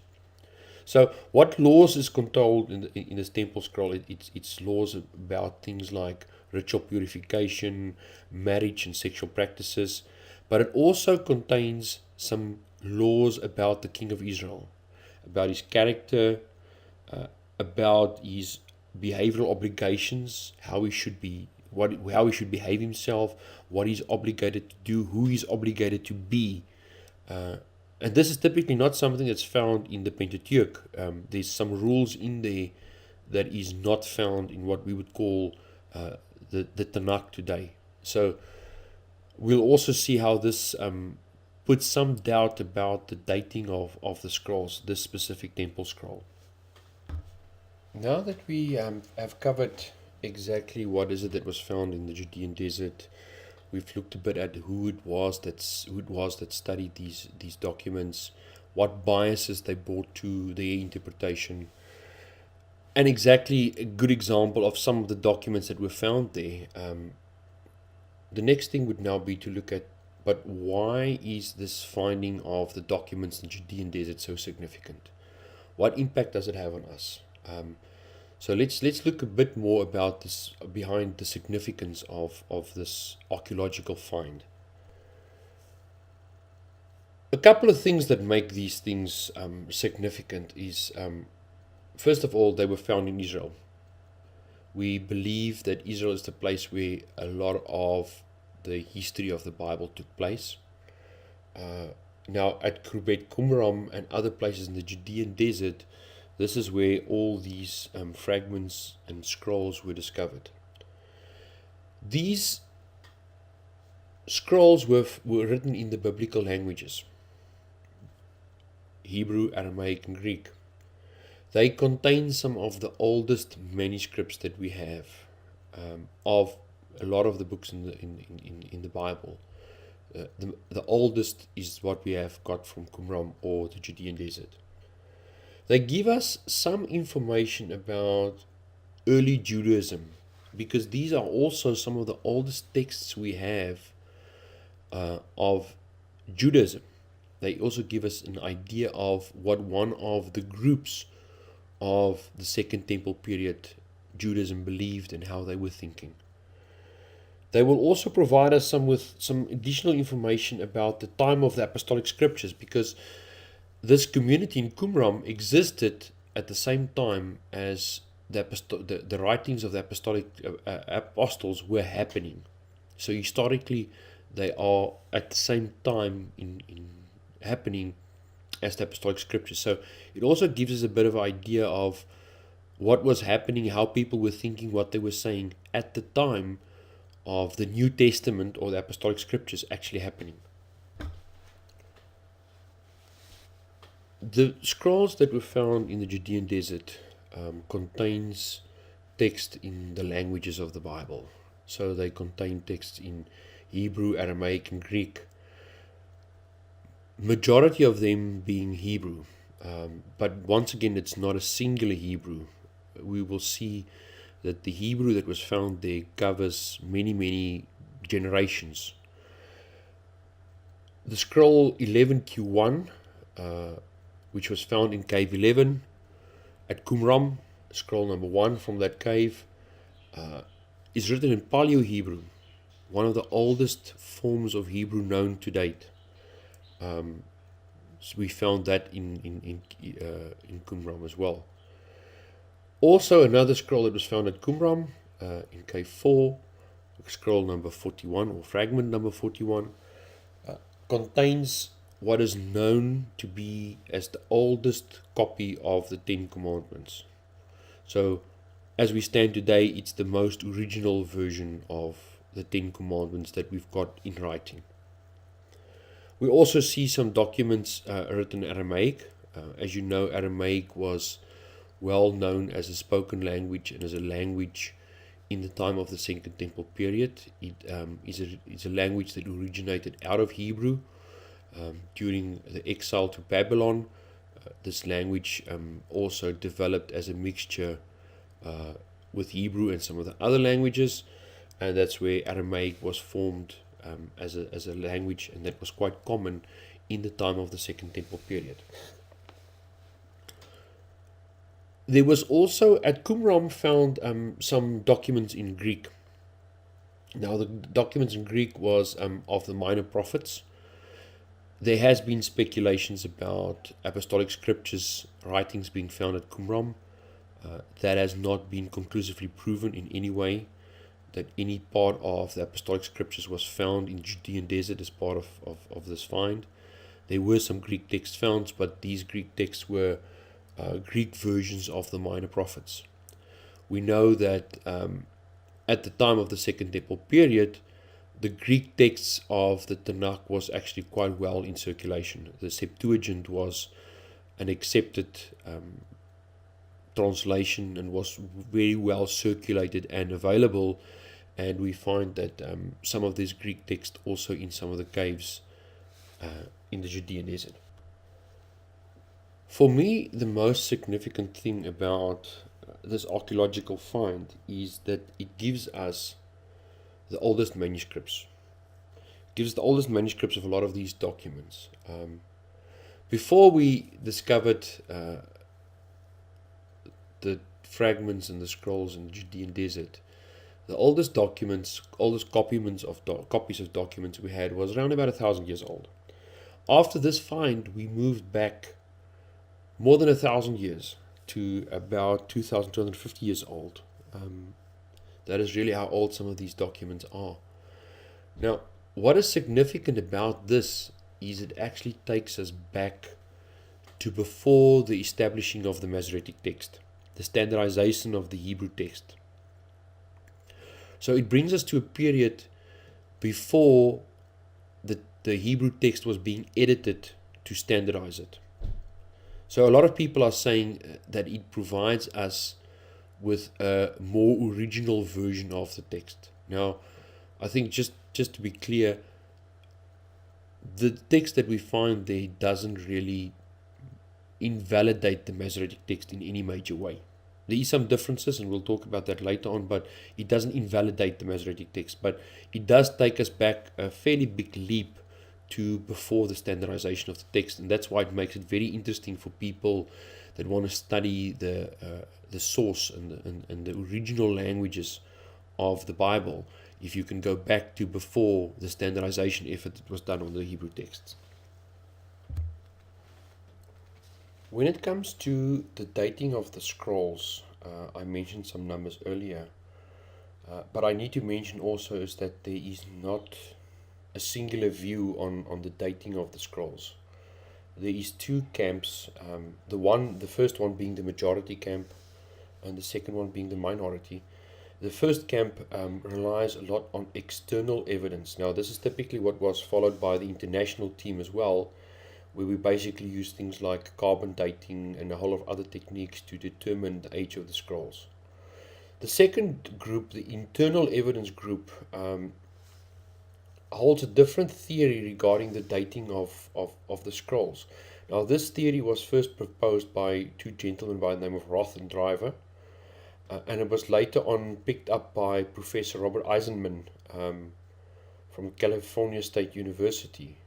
He published some articles and some books about this as well, but they are basically claiming that the scrolls are not as old as we believe they are, that they were actually written after the fall of the Second Temple, and that they are quite new compared to what we think they are. So let's look at this first group first, the external evidence group. They use methods like carbon dating, and that dates the scrolls, the manufacturing of these scrolls, to somewhere between 167 before Yeshua to 233 after Yeshua. Their carbon dating is also independently confirmed by paleography, which basically uses the fonts and the spelling to also date the documents. In other words, if we know how certain words were spelled, same in English, we can come back and say, okay, this document, the text of this document originated around about this time based on some of the spelling. and you can just look at the original King James, thee, thy, thou, to give you an idea of how the English language also changed over time. Now, this is specifically these type of things that they use then to date the text and when these documents were actually written, if you look at the script and the fonts. To confirm this theory of theirs, they had 8 scrolls dated. The carbon dating technique is destructive. You actually destroy some material in the process. Therefore, they can't just go haphazardly and test everything. They will cause a lot of damage. But 3 different groups from 3 different universities dated these scrolls, including the original founder of carbon dating technique.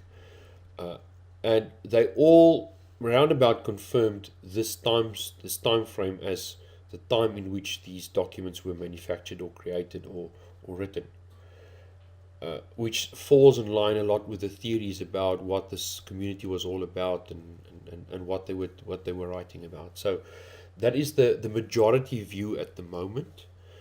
Also, by the way, the view that I hold about the age of these documents.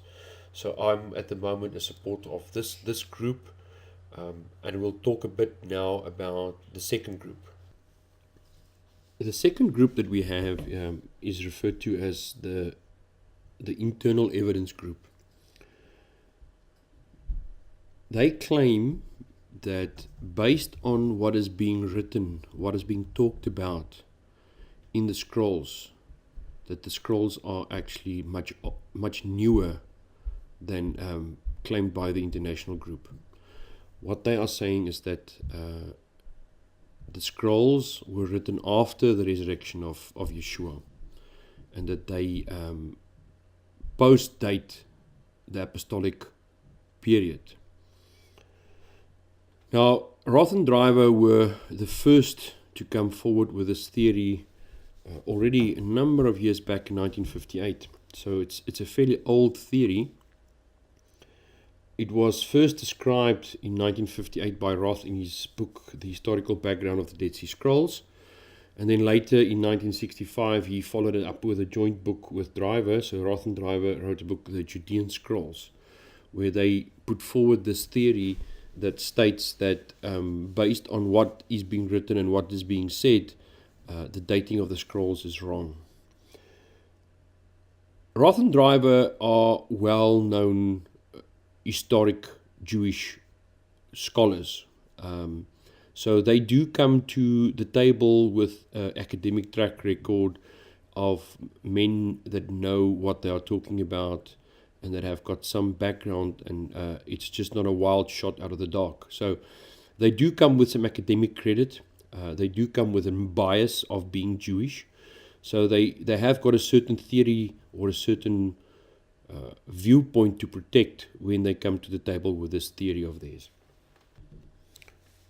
As I said, the main gist of what is being said by the theory of internal evidence is that the scrolls were written after Yeshua, and they are not what is called pre-Christian writings. The dating of the internal evidence group puts the scrolls as being written between 66 and 74 of the Common Era, making them towards the end of what we call the apostolic period, towards the end of the books of the apostolic writings, around about the time that the book of Revelation was written. Also, as part of their theory, they also disagree with the findings of the community at Qumran. And they are basically saying that Qumran, in the time that the Dead Sea Scrolls were written, was not occupied by the Essenes anymore. They claim that there was 2 periods of occupation. The first by the Essenes, and that was up to the year 37 before Yeshua. And after that, in the time of the Dead Sea Scrolls being written, the community at Qumran was actually occupied by zealots. They also make a big connection then between the community at Qumran and the fort on Masada.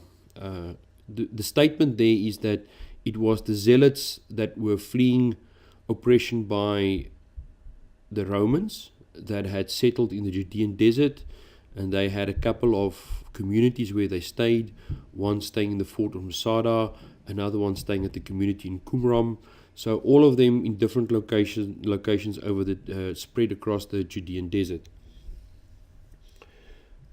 Their claim was actually supported 8 years after their second book was written by Yagil Yadin, when he made the discoveries at Masada, and he found scrolls at Masada that were identical to scrolls found at Qumran.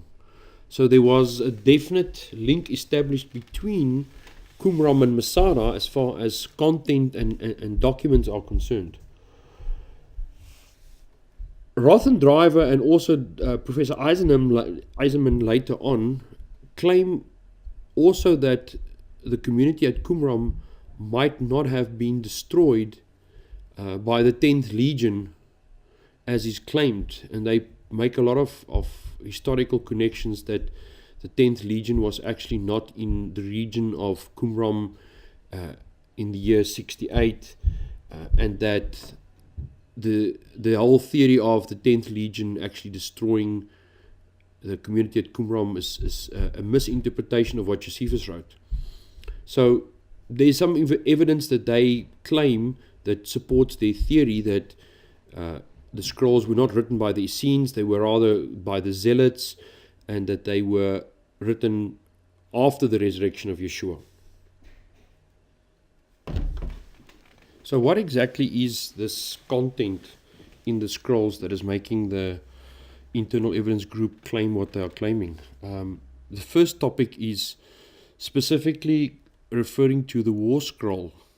In the war scroll we have reference to what is called Kittim, the enemy that they expected to face and the tactics that they were going to use against this enemy. Now, this enemy is described as worshipping a king or a leader. This content is then used to claim that the enemy that they were fighting and that the enemy that they knew in their time must have been specifically the Roman Empire, which dates for us the enemy in the latter part of the Roman history, because that is when worship of the Caesar or the king became common.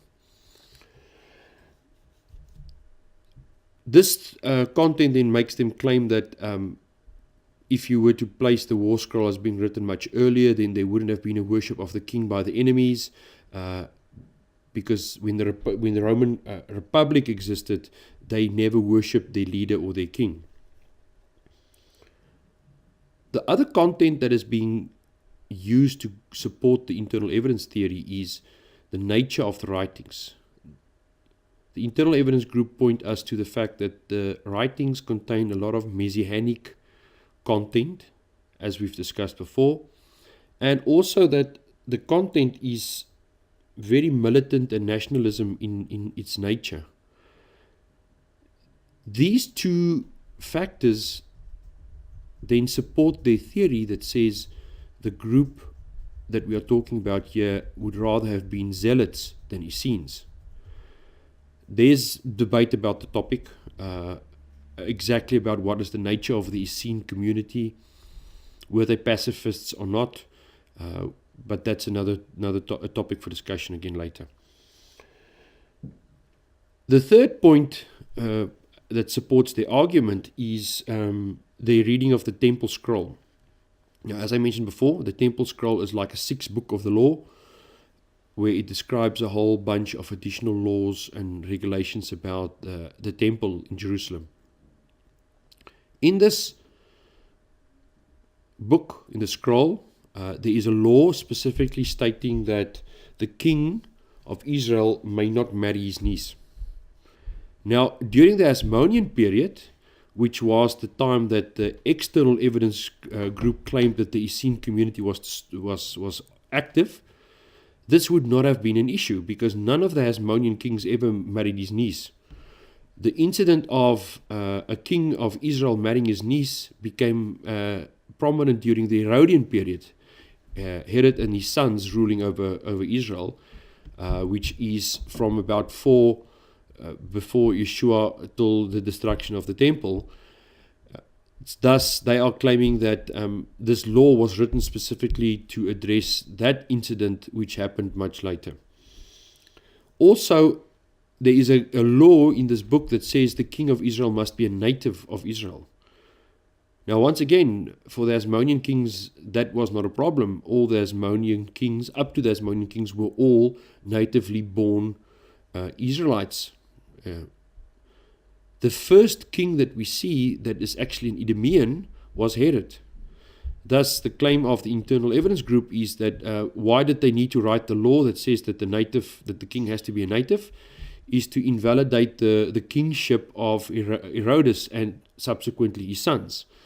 So once again, coming back to the theory that it was the zealots in a later period that wrote these scrolls, and they had actually added these laws to specifically address some topics that they had seen in the temple in Jerusalem and with the king and the kingship. To conclude our discussion about the dating of the scrolls, let's look at what happened after 1990. The accelerated mass spectrometry was again used to date the scrolls, the physical scrolls.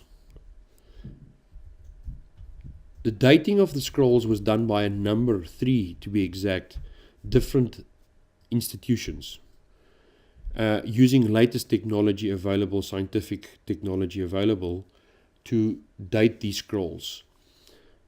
In the tests that were done, 8 scrolls were selected to be tested. Because the tests are destructive in nature, you cannot just simply submit all the scrolls, because then you would actually lose too much of the material in the process. 8 scrolls were thus dated, and without giving the examiners any clue as to what scroll it was, or what the previous datings were, or what the other labs had found, these scrolls were tested, and independent from one another, these 3 tests came up with order of magnitude the same datings. Now, these datings were then compared to the dating that were derived from looking at the handwritings and the fonts and the way of spelling and all those type of things. And actually the carbon dating and the paleography confirmed one another in their findings, and is the major reason for the external evidence group claiming the dating of the scrolls as they claim it. Thus, scientifically, we have the proof that supports the external evidence group that says the scrolls were pre-Messianic period, they were pre-Yeshua, they are some of the oldest documents that we've got, whereas the internal evidence group, purely based on the content of what is being written, support their theory that says no, the scrolls are actually much newer, they are not pre-Christian or pre-Messianic period, they were written later on, and they were not written by the Essenes, but rather by the Zealots that had a very Messianic and militant view on the world. Thus, for you to make up your mind which one of the 2 theories you prefer or you support, for me at the moment, I do believe that the external evidence is for me still the leading valid argument at the moment. Now that we've looked at the content of the scrolls and the dating of the scrolls, let's look a bit at the application, and let's look at what do these scrolls actually show us. Let's start looking at some of the details now of what do these scrolls teach us. The first thing that we see when we look at these scrolls as being the oldest copies of the biblical books that we have available today is the first thing they point to us is that the text was actually very well preserved. Not faultless, but well preserved. The scrolls that we find of the Bible books actually show us that there is not a huge difference between them and the Masoretic text. Remember that these scrolls were actually written pre-Masoretic text period. So they were written and created before the Hebrew text was standardized into the Masoretic text. So they also give us an indication of how accurate the Masoretic text is. There is some points where the Dead Sea Scrolls differ from the Masoretic text. They do not change significantly the message of the Bible, but they are really interesting to study. They are really interesting to see how this shows us some of the scribal errors that crept into the Masoretic text and what they originally looked like. For me, the most interesting point of looking at the Dead Sea Scrolls was the fact that the pre-Masoretic text that we have found at the Dead Sea Scrolls actually teach us that in a number of cases, the Septuagint, the Greek translation of the Hebrew Bible, is more accurate than the Masoretic text. There is examples in the book of Samuel where we find that the text, it's apparent from reading the Hebrew that there is text missing out of the Masoretic text. And when we go and look at the book of Samuel at the Dead Sea Scrolls, we find what is believed to be the missing text, and we find that that is the text that correlates with the Greek Septuagint. So it just points us back to the fact that if we want to study the original content of the Hebrew writings, then comparing the Hebrew writings or the Masoretic text with the Septuagint is a valid academic exercise, because the Septuagint also predates the Masoretic text, which also gets us closer to the source text, even though it's a translation. Remember, the Septuagint is a translation of the Hebrew into Greek. Therefore, it is a translation, and things always get lost in a translation. But the Dead Sea Scrolls show us that the Septuagint is a good translation, and it is in some cases even more complete than the Masoretic text. The other thing that the Dead Sea Scrolls show us, and maybe one of the reasons why the Roman Catholic involvement in the Dead Sea Scrolls is such a question mark, and why a lot of people claim it took so long for, in brackets, the Roman Catholic Church to release the findings of the Dead Sea Scrolls, is the fact that the Dead Sea Scrolls prove to us that what Yeshua said and what the Christian Church claims is not all new concepts. There's a lot of the things that occur in the apostolic writings that we actually find back into the Second Temple period documents of the Dead Sea Scrolls. So it points to us that a lot of the concepts, and we'll delve into that a bit more just now, that we find in the apostolic scriptures was actually known in among the Jews of the period, and it's not all new. The Roman Catholic Church, on the other hand, claims that Christianity is a new religion. It's not based on Second Temple period Judaism. It doesn't have a connection with it, and it's separate, a new religion, new doctrine, new foundations. Therefore, they do not like this idea of seeing a lot of what they call unique in the apostolic scriptures in Second Temple period Jewish documents. Let us quickly clarify the correlation between the Dead Sea Scrolls and the apostolic scriptures. First of all, no apostolic scripture fragments were found in the Judean desert.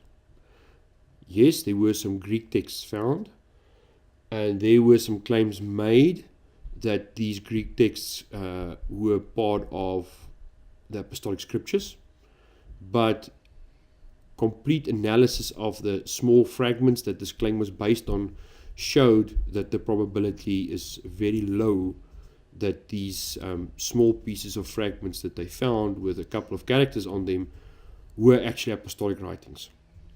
So the academic answer is definitely that there is no proof of any apostolic writings in any of the caves in the Judean desert. Also, there's a lot of speculation and theory floating around about people like John the Baptist being an Essene and staying at Qumran and things like that. Now, all of those theories are based simply on proximity. The fact that John the Baptist was in the desert, that he was baptizing people, and that the people at the Essenes were also very specific and pedantic about purity and baptism. Those are the things that the people use to claim that John the Baptist could have been an Essene. There's no physical evidence to show that John the Baptist was an Essene. There's also some teachers that claim that Yeshua is the teacher of righteousness, and that the Dead Sea Scrolls are actually referring to Yeshua when they speak of the teacher of righteousness. Once again, it's a theory that does not have a lot of proof.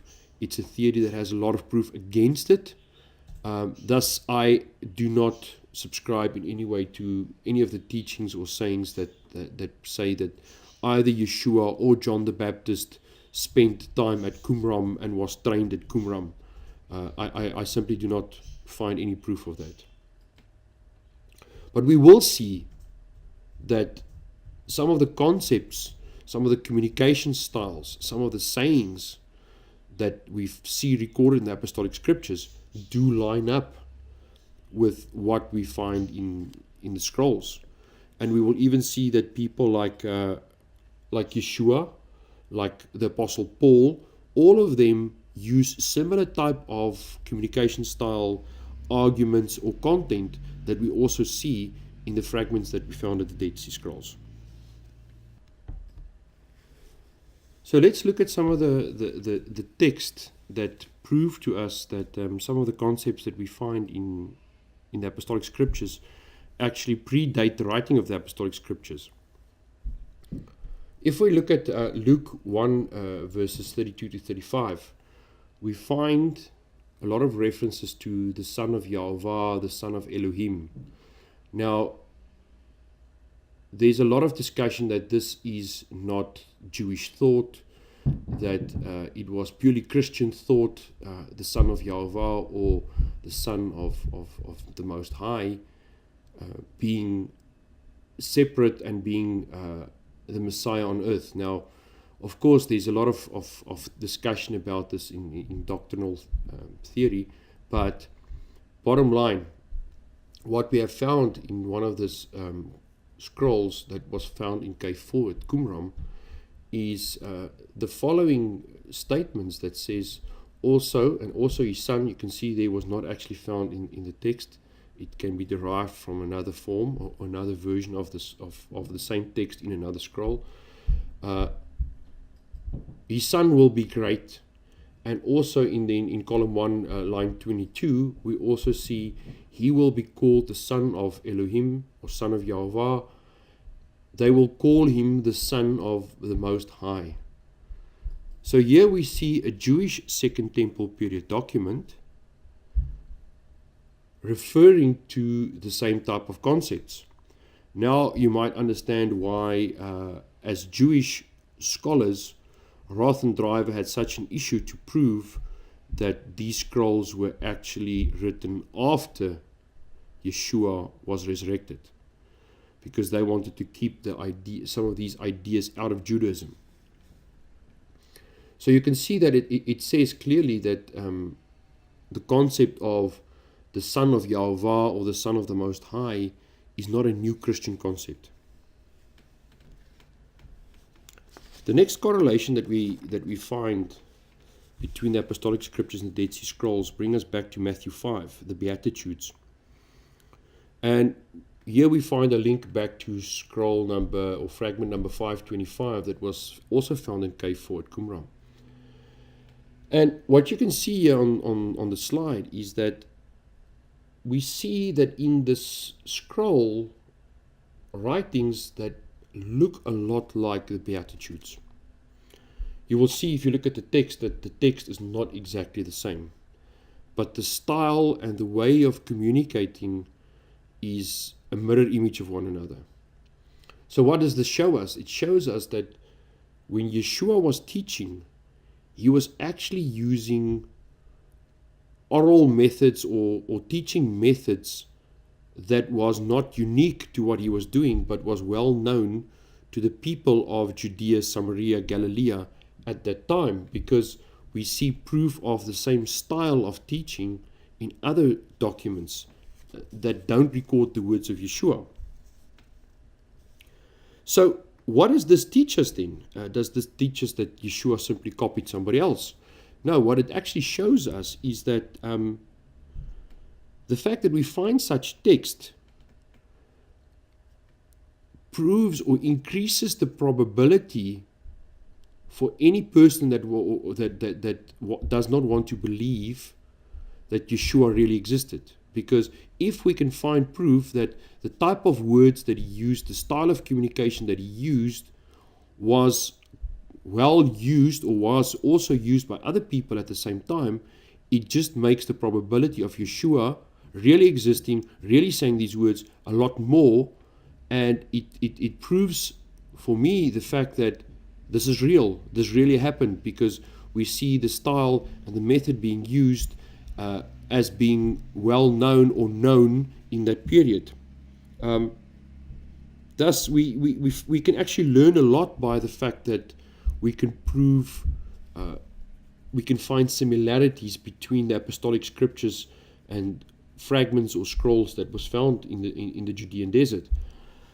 It's a very interesting thought for me, that the fact that the scrolls don't really authenticate the words of Yeshua, but it makes it a lot more probable for anybody that wants to argue the fact. And facts always ruin a good argument. So these type of facts just makes the argument a lot easier for us if we want to prove that Yeshua really did exist for the skeptics out there. We do find also evidence that Yeshua did not always agree with the same teachings that was recorded in these fragments. An example that I show you here is the interpretation of the laws of the Sabbath, where Yeshua made it very clear that it is not a violation of the Sabbath laws if you were to rescue an animal on the Sabbath. For example, an ox that fell into the pit, fell into a well, as recorded here in Luke 14 verse 5. Yeshua's teaching was quite clear that it's fine to save such an animal or a person on the Sabbath. But if you go and look at some of the scrolls that we find at Qumran, once again in the famous fourth cave at Qumran, for them it was a problem. You were only allowed to save another person if you did not have to go and fetch or carry something to save that person with. So if you had to walk somewhere, go and fetch a rope and throw the rope to a person to stop him from drowning, you are not allowed to do that on the Sabbath, because that's work. The same way, you are not allowed to rescue an animal on the Sabbath. So we can clearly see that there is a difference of opinion in some key concepts as well between the apostolic scriptures and the Dead Sea Scrolls. So we can definitely not say that the apostolic writings is only a later copy of what the theory is of the Dead Sea, the theory of the Essenes and the Dead Sea Scrolls, because we see them disagreeing with one another on some fairly fundamental points. For me, a very interesting topic that also came out of the investigation into the Dead Sea Scrolls was the concept of the Jewish Messiah. There's still today a lot of active discussions about what was the Second Temple period expectation of the Messiah. Thus, it's very interesting for us to see in the Dead Sea Scrolls what was the view and what was the expectation of the Messiah from the Second Temple period Jews. We are quite often taught that the Jews were expecting a king, a physical king that would come and save them from Roman oppression, and that was the expectation. If we look at the conversation with Nicodemus, then most probably that was a view held by some Jews at the time, that the Messiah was a physical savior and redeemer of the people from pagan oppression. However, if we look at the Messianic Apocalypse scroll, 4Q521, we see that based on Isaiah 61 and 35, that not everybody of the Second Temple period held that expectation. That there was an expectation of some of the prophecies from Isaiah that the Messiah would heal the wounded, that he would open the eyes of the blind, and that he would raise the dead. Now, of course, when we look at the apostolic scriptures, we see exactly that. And we see the authors of the Gospels proving that Yeshua fulfilled these prophecies by healing, by making the blind see again, raising Lazarus and other people from the dead. So they use that in the Gospels to prove Yeshua as being the Messiah and fulfilling these prophecies of Isaiah. The fascinating fact is the fact that there were people in the Second Temple period, before the destruction of the Second Temple, before the resurrection of Yeshua, that held a similar belief that the Messiah was not only a physical king that would come and free the nation. Now we will get to the last and most controversial piece of text to be discussed from the findings of the Dead Sea Scrolls, or the scrolls in the Judean desert. And this is what is called the Pierced Messiah text. Now the Pierced Messiah text comes from the scroll 285 out of the fourth cave. It's part of the Book of War, and it's controversial due to the fact that, of course, the Hebrew written there was without any vowel pointings. Therefore, by inserting different vowel pointings, the text can lead you to different conclusions. Thus, we find that depending on which translation you see as most correct, you will see a certain degree of revelation from this text. We find currently two interpretations of the text, or two translations of the text. The first one by Eisenman in 1991, which basically interprets the Hebrew text to say that they put to death the leader of the community, the branch of David. And the they is not the community at Qumran, but their enemies.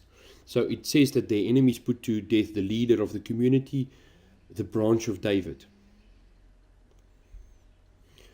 If you change the vowel pointings a bit, like the scholar Vermes did in 1992, you will find that he interprets the same text to say the prince of the community will have him put to death. In other words, it's not being done to the leader of the community, but it's being done by the leader of the community, by the prince or leader of the community.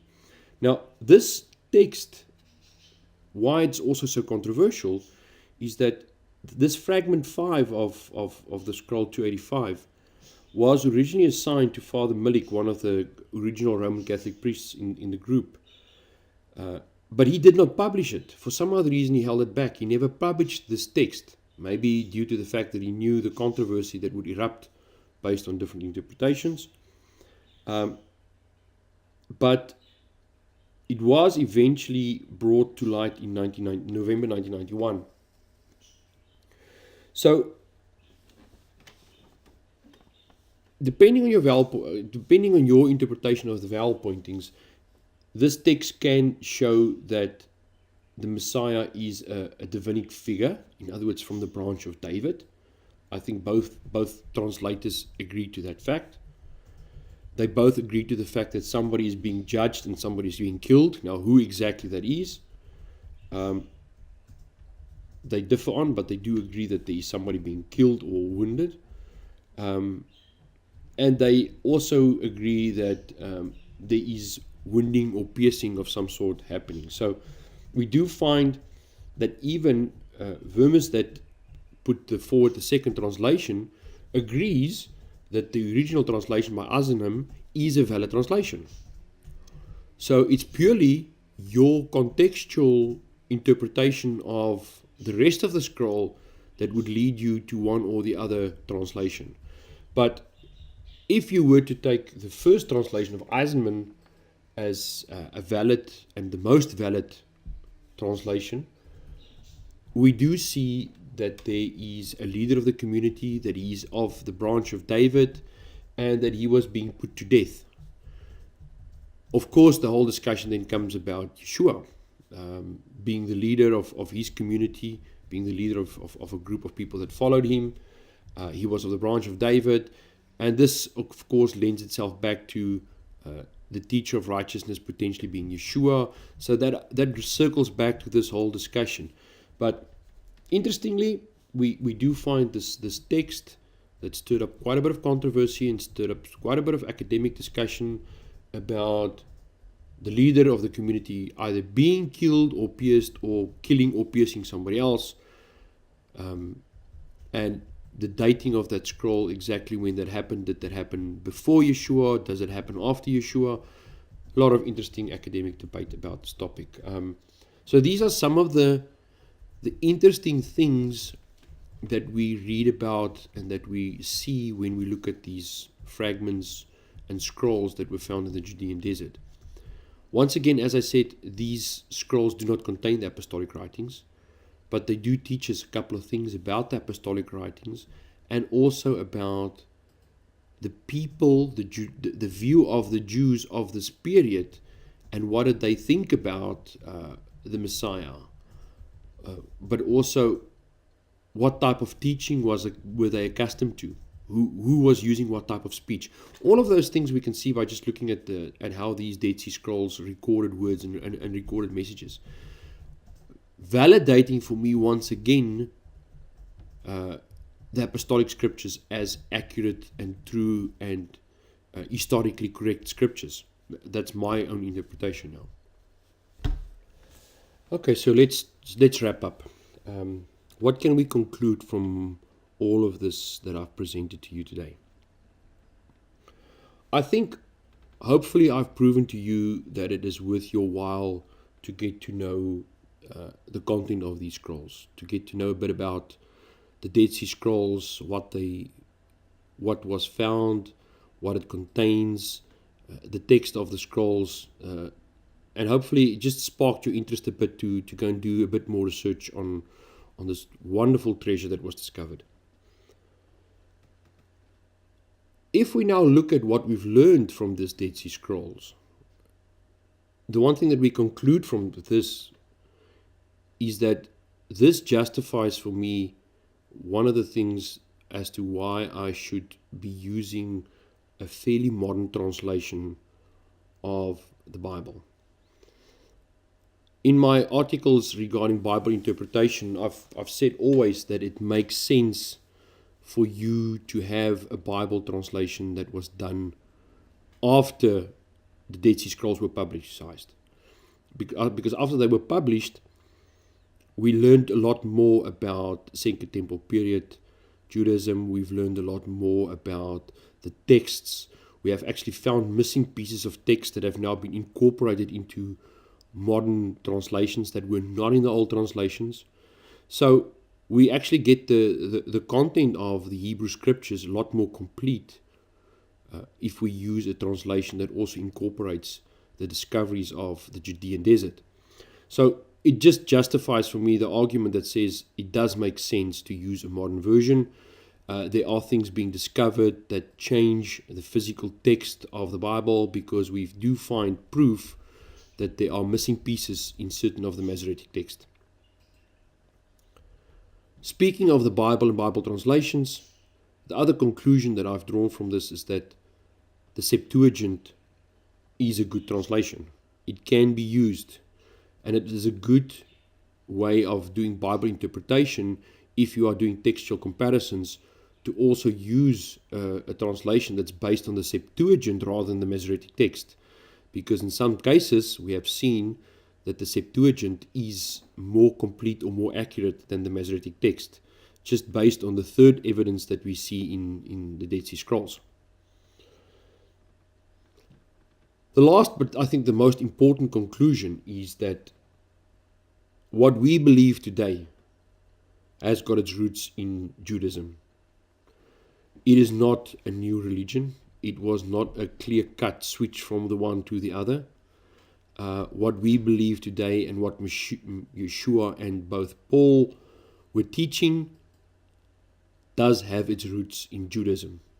It uses the same style as the Jews of the period used. It uses the same context, but at the same time, it's not just simply an extension of Judaism, because as I've shown you on key topics like the keeping of the Sabbath, they do differ.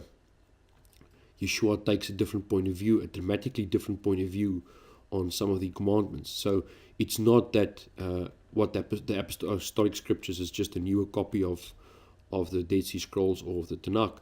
They do fundamentally differ on certain key topics. So this proves for me that a study of the Dead Sea Scrolls is definitely a worthwhile exercise. I have found the study, although it's taken me quite a while, I have actually found it very, very interesting. I've had the privilege to actually physically see some of these scrolls. It was a bit of a culture shock for me to see the physical scrolls itself. We have a different view in the back of our minds about what these scrolls look like than when you actually see them. Thus, if you ever have the opportunity to go to an exhibition where the physical scrolls are being exhibited, or if you do travel to Jerusalem and you can go to the Israel Museum in Jerusalem, the Book of the Shrine of the Book, make the time, go and have a look. It's worth the while, it's interesting, and I think it does, to a certain extent, also validate quite a bit of what we believe. Thank you so much for your time, for your attention. I would appreciate your feedback on this via our blog, via the comments. Please let us know what you find of this teaching, what you like, what you don't like, what improvements we can make. So please let us know. We appreciate your feedback. Thank you.